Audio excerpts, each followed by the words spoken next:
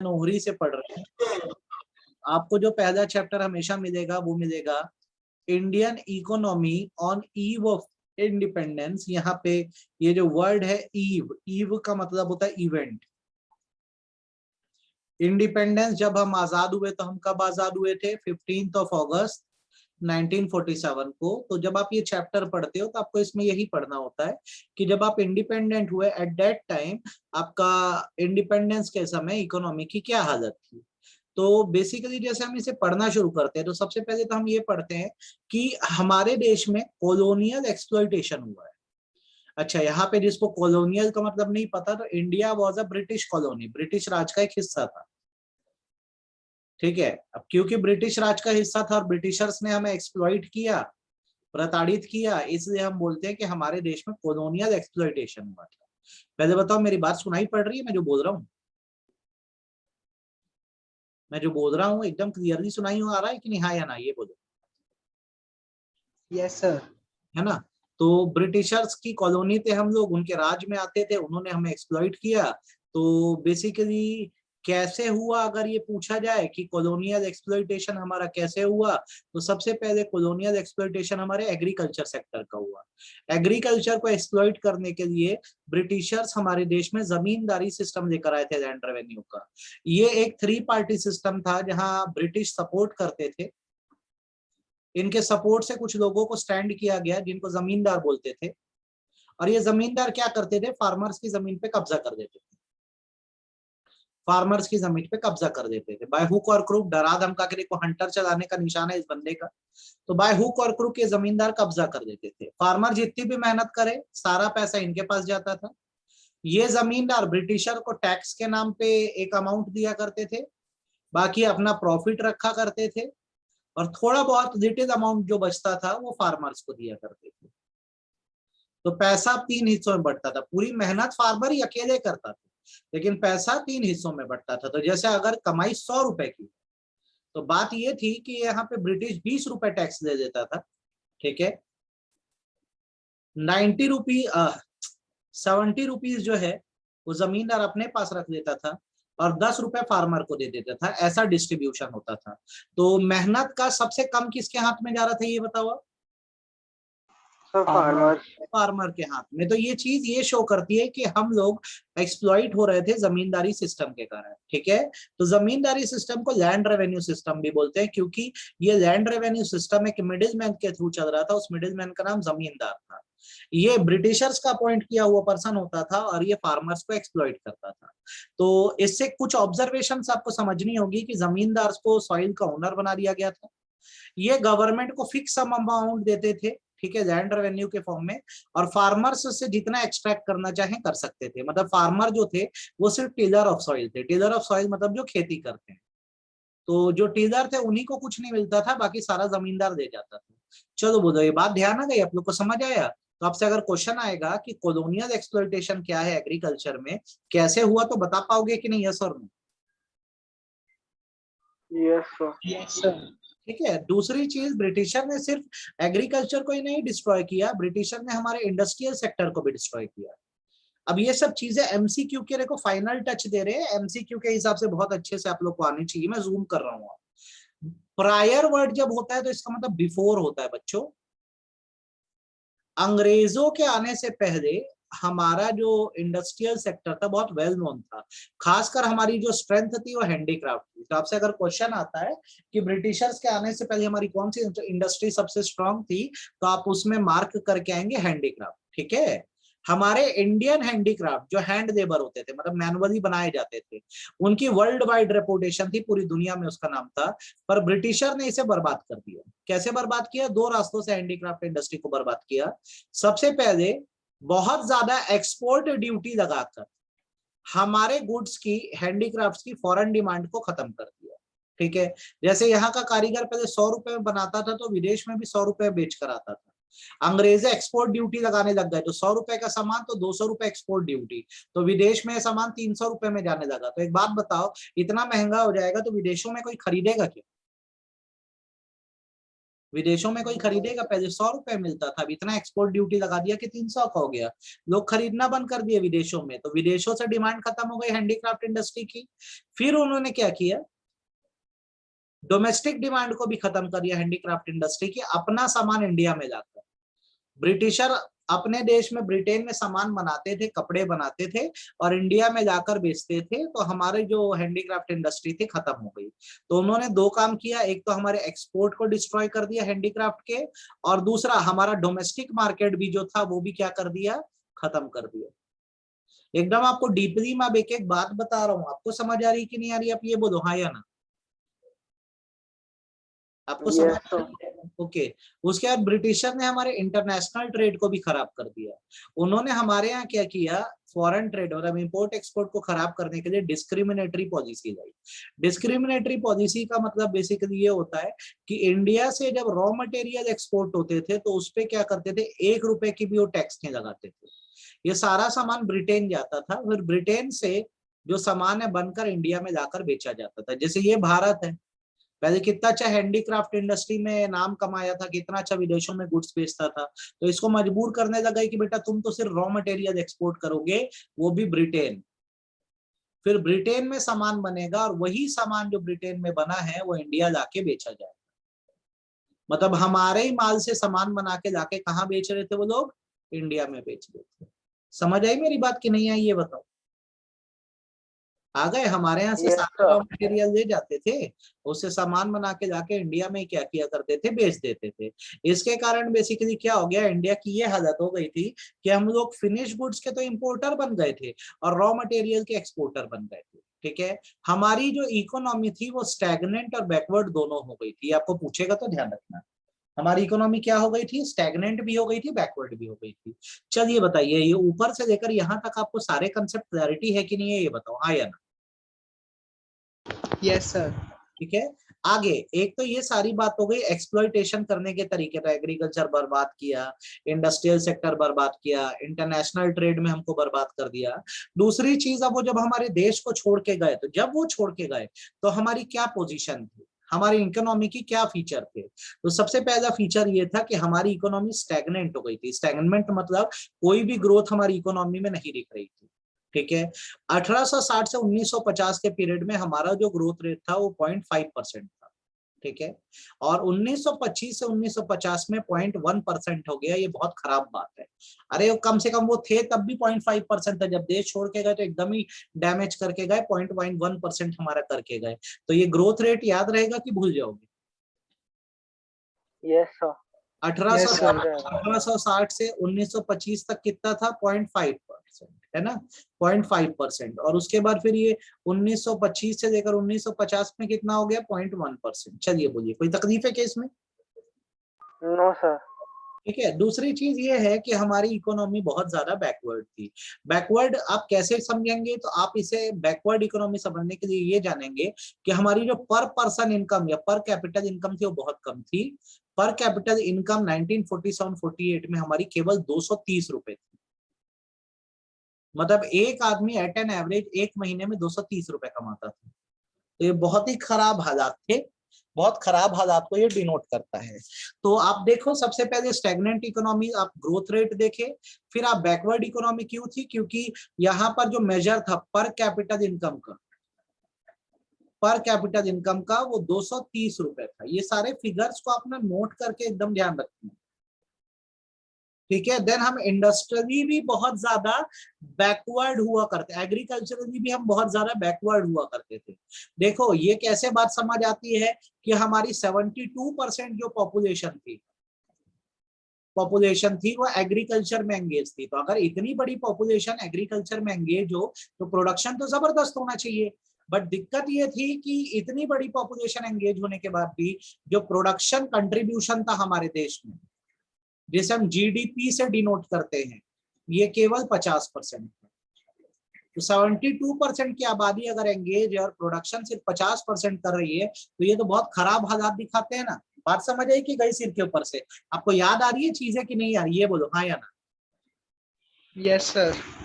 ठीक है, देन हमारे यहाँ का प्रोडक्टिविटी लेवल बहुत कम था। बेटा प्रोडक्टिविटी लेवल का मतलब होता है production per hectare. Production per hectare, 1 hectare जमीन पे कितना प्रोडक्शन करोगे, ये आपकी प्रोडक्टिविटी दिखाता है। ये छोटी छोटी चीजें हैं लेकिन दिमाग में एकदम बैठ जानी चाहिए। जैसे 1 हेक्टेयर जमीन पे जो वीट का प्रोडक्शन था वो 660 केजी था, और ये वीट का है। और राइस का जो प्रोडक्शन था 1 हेक्टेयर की जमीन पे वो 665 केजी था। ये सब फिगर हल्के में मत लेना, बहुत अच्छे से करके जाना। हमारे यहाँ फूड ग्रेन प्रोडक्शन एकदम नाम के अब ना के बराबर था। हमारे पास 1947-48 में 527 लाख टन का ही फूड ग्रेन था, मतलब व्हीट और राइस था। ठीक है, इतने सारे फिगर मिले, फिगर समझ आए कि नहीं आए, बोलो हाँ या ना। Yes sir. Yes sir. तो देखिए 3 फीचर हो गए कि इकोनॉमी स्टैग्नेंट थी, ये बात कैसे पता लगी, ग्रोथ रेट से। दूसरा, हमारी इकोनॉमी बैकवर्ड थी क्योंकि दूसरे देशों के मुकाबले पर पर्सन इनकम या पर कैपिटल इनकम बहुत कम थी। तीसरा, हम लोग एग्रीकल्चर में बहुत ज्यादा पिछड़े हुए थे। जितनी बड़ी आबादी हमारी एग्रीकल्चर में एंगेज थी उतना हमारे यहाँ प्रोडक्शन नहीं था। ठीक है। देन हम लोग इंडस्ट्रीज में बहुत ज्यादा बैकवर्ड थे। कैसे पता लगता है ये बात, तो हमारे यहाँ बेसिक और हैवी इंडस्ट्रीज नहीं थी। अच्छा, बेसिक और हैवी इंडस्ट्रीज मतलब क्या होता है, आयरन इंडस्ट्री, स्टील इंडस्ट्री, ठीक है, railway industry, railway machines, railway siding जैसे बीएसपी यूएसपी बनाता है, ऐसी इंडस्ट्री हमारे देश में ना के बराबर थी। हम फैक्ट्रीज के लिए मशीन बनाते ही नहीं थे, सब इंग्लैंड से आती थी। स्मॉल स्केल, छोटे लेवल पे भी कोई इंडस्ट्री थी नहीं। और हम लोग कैपिटल गुड्स की, कैपिटल गुड्स मतलब होता है इंडस्ट्रियल मशीन, इंडस्ट्रियल मशीन की रिक्वायरमेंट के लिए ब्रिटेन पे डिपेंडेंट थे। आज अगर मैं बोलता हूं श्रेयांश को एक फैक्ट्री इंडिया में डालनी है तो सारी मशीन भारत में मिल जाएगी, लेकिन आजादी के समय उस मशीन को इसे ब्रिटेन से लाना पड़ता था। तो हमारी हैवी डिपेंडेंसी जो थी फैक्ट्री की मशीन्स को लेकर वो ब्रिटेन पे थी। तो समझ आया कि नहीं आया ये बताओ। Yes sir. देन हमारे यहाँ रैम्पेंट पॉवर्टी थी। रैम्पेंट वर्ड जब तुमको मिले तो इसका मतलब वाइड स्प्रेड होता है, बहुत ज्यादा गरीबी थी। हमारे यहाँ 2 स्क्वायर मील भी नहीं था। 2 स्क्वायर मतलब 2 वक्त का खाना भी लोगों को नसीब नहीं हो रहा था। पूछता है people were not getting dash square mile 1 2 3 4, क्या आंसर होगा आपका? 2 स्क्वायर। ठीक है, 2 वक्त का खाना भी नहीं था। फिर हमारा इंफ्रास्ट्रक्चर बहुत ज्यादा खराब था। इंफ्रास्ट्रक्चर मतलब देश को चलाने के लिए बेसिक फैसिलिटी जैसे कम्युनिकेशन, ट्रांसपोर्टेशन, पावर, ये सब बहुत ही खराब हालात में थे। 1948 में अगर फिगर्स देखा जाए तो पावर जनरेशन, ध्यान रखना, बिजली का उत्पादन जो हमारे देश में था वो 2100 मेगावाट का था। 2100 मेगावाट का था।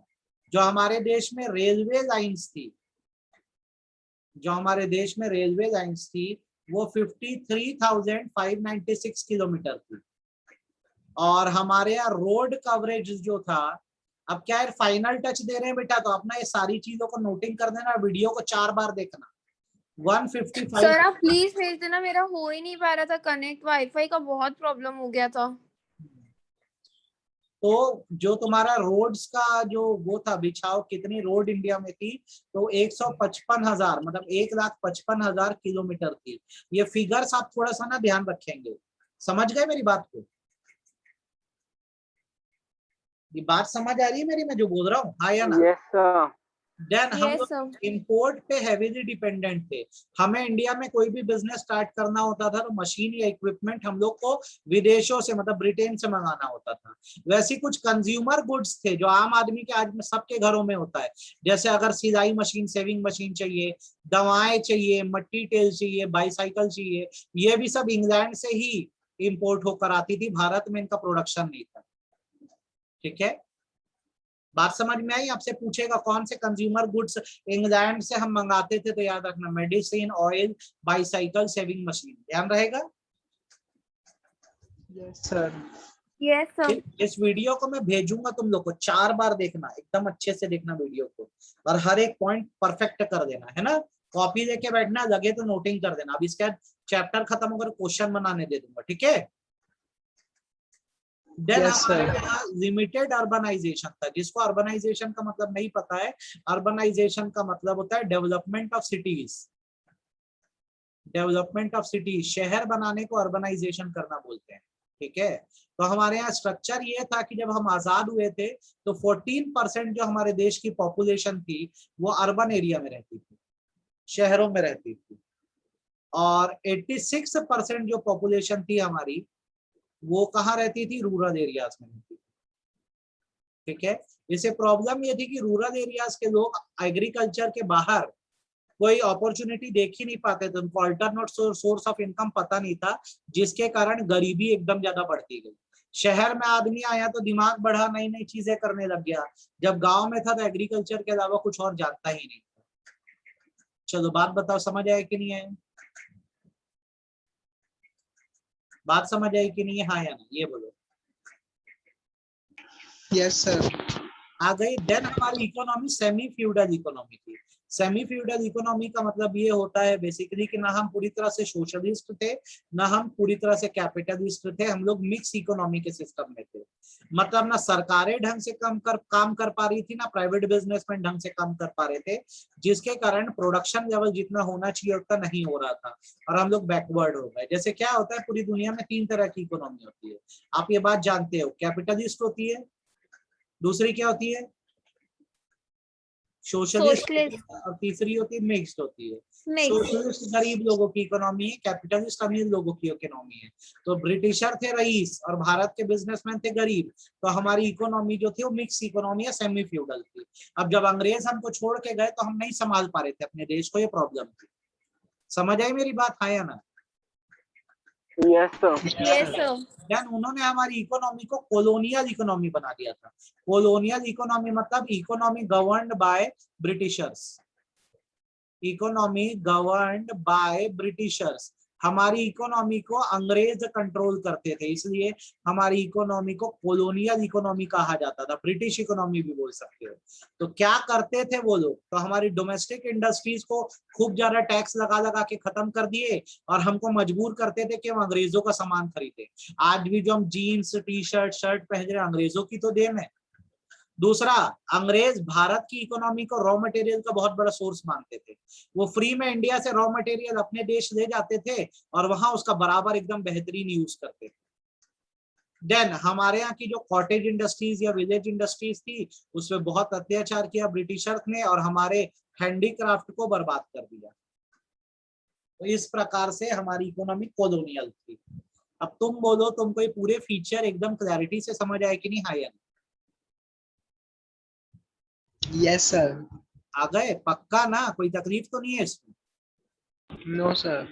नहीं। अब क्या हो गया, जैसे ये चैप्टर इंट्रो हो गया, तो अब इसके बाद बारी आती है बेसिकली कि एग्रीकल्चर की क्या पोजीशन थी on the eve of independence. मतलब जब हम इंडिपेंडेंट हुए उस इवेंट पर एग्रीकल्चर की क्या पोजीशन थी।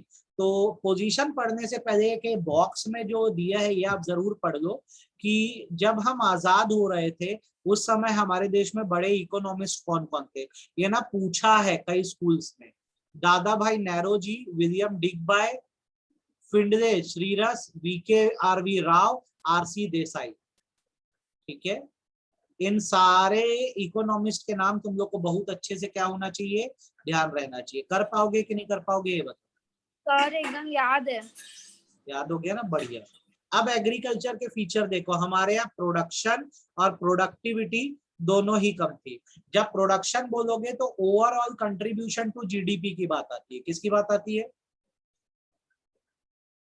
जीडीपी। जीडीपी में जो एग्रीकल्चर प्रोडक्शन का कंट्रीब्यूशन था वो बहुत कम था। और जब आप प्रोडक्टिविटी की बात करते हो तो प्रोडक्टिविटी मतलब होता है पर हेक्टेयर ऑफ लैंड पे, 1 हेक्टेयर जमीन पे जितना प्रोडक्शन करना चाहिए हम लोग नहीं कर रहे थे। वीट का प्रोडक्शन क्या था 1947 का कंपैरिजन अगर देखा जाए, 2018-19 का कंपैरिजन देखा जाए, 1 हेक्टेयर जमीन पर तो वीट हम 660 किलो पहले प्रोड्यूस करते थे। आज की डेट में 18-19 के फिगर के हिसाब से 3408 कर रहे हैं। राइस का प्रोडक्शन 1 हेक्टेयर जमीन पे 665 केजी था, आज ये हम 2665 कर रहे हैं। ये कंपैरिजन समझ आया कि नहीं आया ये बताओ, हाँ या ना? ये कंपैरिजन समझ आया कि नहीं? जब आजाद हुए थे, जब 1 हेक्टेयर जमीन पर हम 660 किलो वीट उगाते थे और 665 किलो राइस उगाते थे, और अब करंट पोजीशन ये चल रही है, ये है 1 हेक्टेयर जमीन पे आपका प्रोडक्टिविटी। क्लियर हुआ कि नहीं हुआ ये बताओ। तो प्रोडक्टिविटी और प्रोडक्शन में क्या डिफरेंस होता है? प्रोडक्शन मतलब होता है ओवरऑल एग्रीकल्चर का प्रोडक्शन, और प्रोडक्टिविटी मतलब होता है 1 हेक्टेयर जमीन पर कितना प्रोडक्शन कर रहे हो। जैसे अच्छा, ये ग्राफ प्रोडक्टिविटी का, देखो क्या लिखा है ब्रैकेट में, केजी पर हेक्टेयर लिखा है, और ये प्रोडक्शन है, ओवरऑल प्रोडक्शन क्या था, तो वीट का ओवरऑल प्रोडक्शन पूरे देश में 64 लाख टन था, और राइस का 220 लाख टन था। अब बढ़कर ये हो गया 991 और 1156। समझ आया, हाँ या ना? Yes, sir. Yes sir. ये टोटल प्रोडक्शन, ये सोर्स क्या है, D Bhattacharya, economic history of India, economic survey 18-19, ये भी पढ़ देना, कुछ नहीं छोड़ के जाएंगे, खा जाएंगे पूरी बुक को अब, ठीक है। बात समझ में आई मैं क्या बोल रहा हूँ? Yes, sir. Yes sir. अब ये प्रोडक्टिविटी कितने हिसाब से बढ़ी है, तो 660 से 3408 हुआ, तो मोटा मोटा ये दिख रहा है कि ये 5 to 6 टाइम बढ़ा है। 5.2 दिया है, मतलब 5 to 6 टाइम दिया है, ये तब याद रखना। और राइस की जो प्रोडक्ट, ये वीट की हो गई, और राइस की जो प्रोडक्टिविटी है वो 665 से 2665 हुई है, तो इसको अपन 4 टाइम्स बोल रहे हैं। तो इन टाइम्स भी आपको ध्यान रहेगा कि नहीं रहेगा ये बताओ। Yes, sir. Yes sir. वैसे प्रोडक्शन की भी बात कर दो आप प्रोडक्शन की बात कर दो, टोटल प्रोडक्शन, वीट का टोटल प्रोडक्शन 15.5 टाइम्स बढ़ गया है।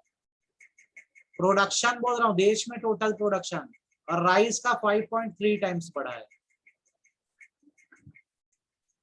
तो productivity is a different thing, production is a different thing. आपको ये बात समझ आई कि गई सीट के ऊपर से?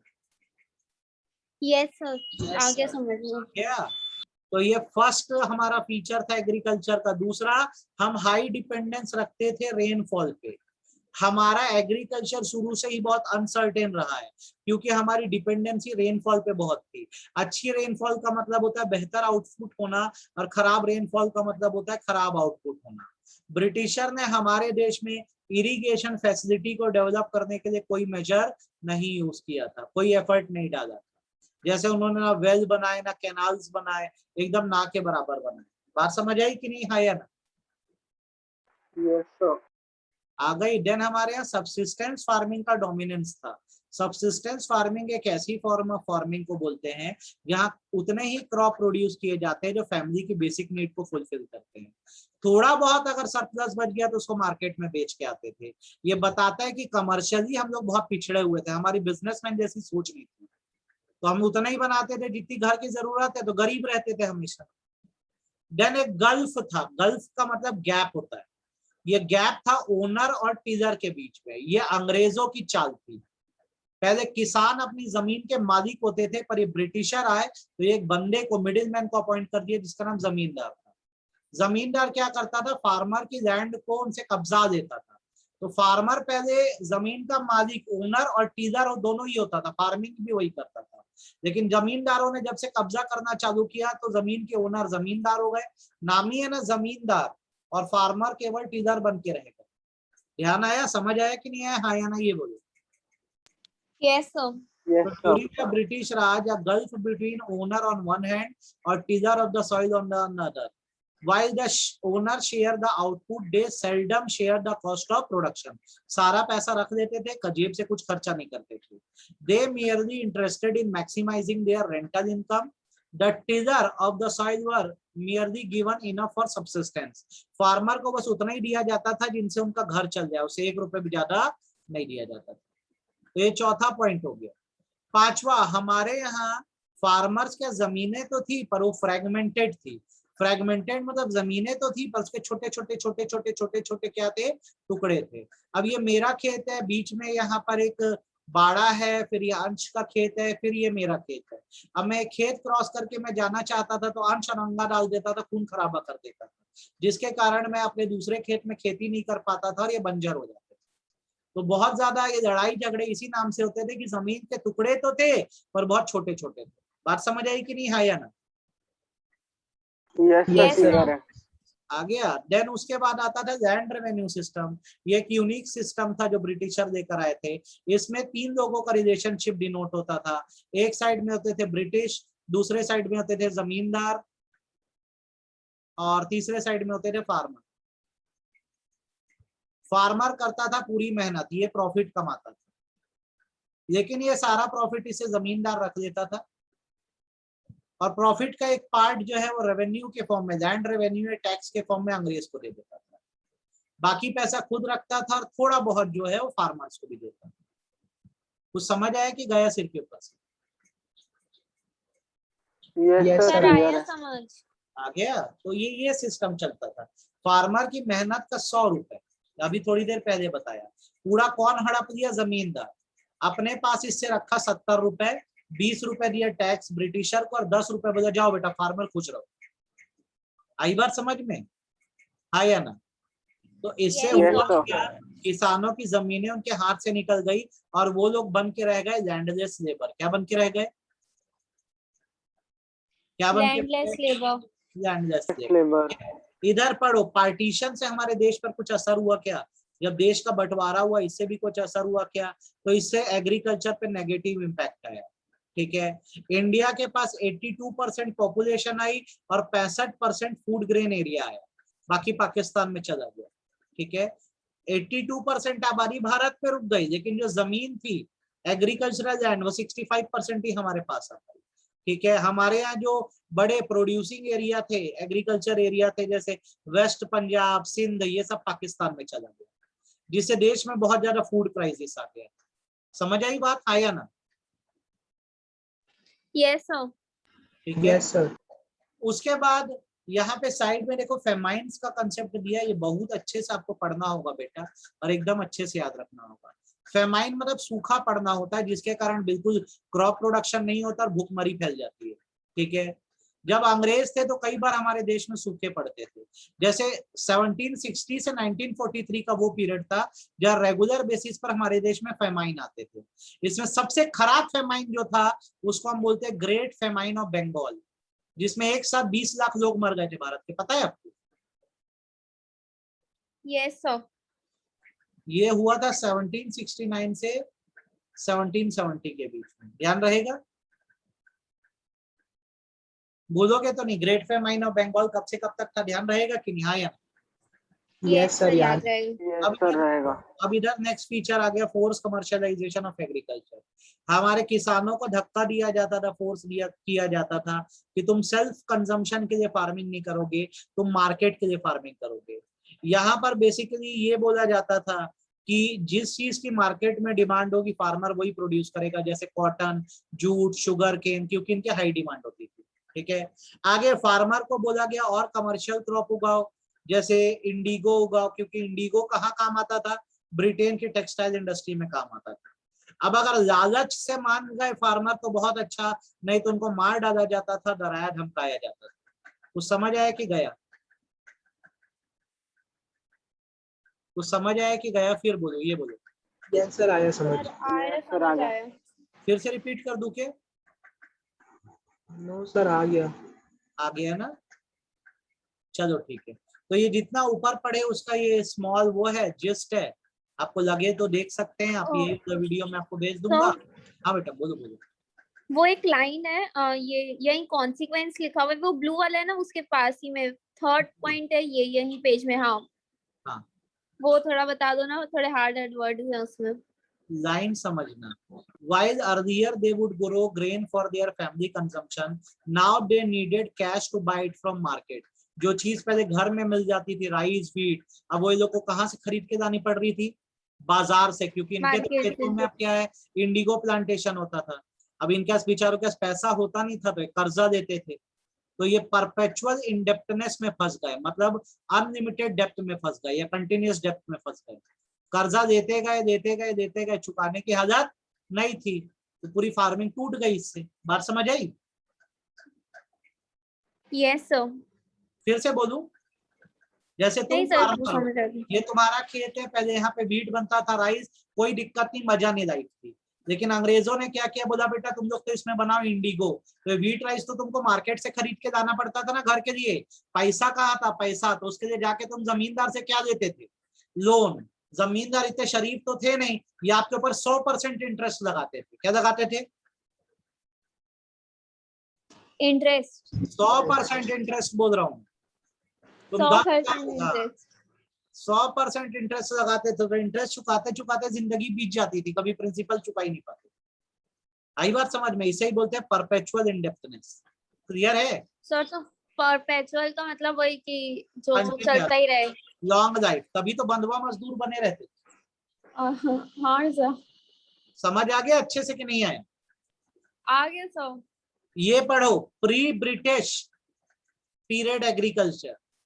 ठीक है, हम बर्बाद मेनली जो है स्टैग्नेंट ब्रिटिश राज में हुए हैं। उसके पहले हम लोग सोने की चिड़िया थे। क्या थे? सोने की चिड़िया। ब्रिटिशर्स के आने से पहले हमारा जो रूरल इंडिया था वो सेल्फ सफिशिएंट था। मतलब गांव की अपनी कम्युनिटी होती थी जहाँ फार्मर्स होते थे, और अगर फार्मर नहीं होते थे तो फिर अलग अलग तरह के लोग होते थे। जैसे ब्लैक स्मिथ होते थे, ब्लैक स्मिथ समझते हैं? लोहार, जो लोहे का सामान बनाते। हाँ हाँ। फिर गोल्ड स्मिथ होते थे, सुनार होते थे, वॉशरमैन होते थे, शू मेकर्स होते थे। उस टाइम जमींदार वमींदार कोई नहीं होता था। फार्मर क्या करते थे, सारा पैसा अपने पास रखते थे और थोड़ा बहुत राजा को टैक्स दे दिया करते थे। ठीक है, 17वीं सदी में 17th सेंचुरी में हमारा जो बंगाल था वो इजिप्ट से भी ज्यादा पैसे वाला। किससे? इजिप्ट। सबसे प्रॉस्परस कंट्रीज पहले इजिप्ट हुआ करती थी, तो 17वीं सदी में तो हम लोग इजिप्ट से भी ज्यादा पैसे वाले। बात समझ आई? Yes sir. अब आप बताओ, आपको कितना कंसेप्ट क्लैरिटी आज के लेक्चर के बाद? सर सिर्फ सब बंगाल, क्या मतलब अकेला बंगाल इजिप्ट को कवर कर देता था? बंगाल भाई पहले भारत की राजधानी थी। बंगाल भारत की राजधानी थी। बंगाल में सबसे ज्यादा पैसा हुआ करता था इजिप्ट से। बंगाल का एरिया बहुत बड़ा था ना बेटा, सोचा जो पूरा बांग्लादेश है वो भी बंगाल। अच्छा, बंगाल का एरिया तो सोच ले, पूरा देश है आज उतना बड़ा। बांग्लादेश क्या है, बंगाल का ही तो टूटा हिस्सा है। हमारे भारत में अभी क्या है, वेस्ट बंगाल है, असम वसम सब उसमें आ जाता था। कितना बड़ा बंगाल था सोच। बात समझ आई? तो यार ये इतना थोड़ा फोकस कर दो, ये वीडियो में भेज दे रहा हूँ, कल इस वीडियो के आगे मैं इंडस्ट्रीज को कंटिन्यू करूंगा। ठीक है, ओके सर। ये मैं वीडियो भेज दे, देख लो। Thank you sir. बाय बेटा। Thank you sir.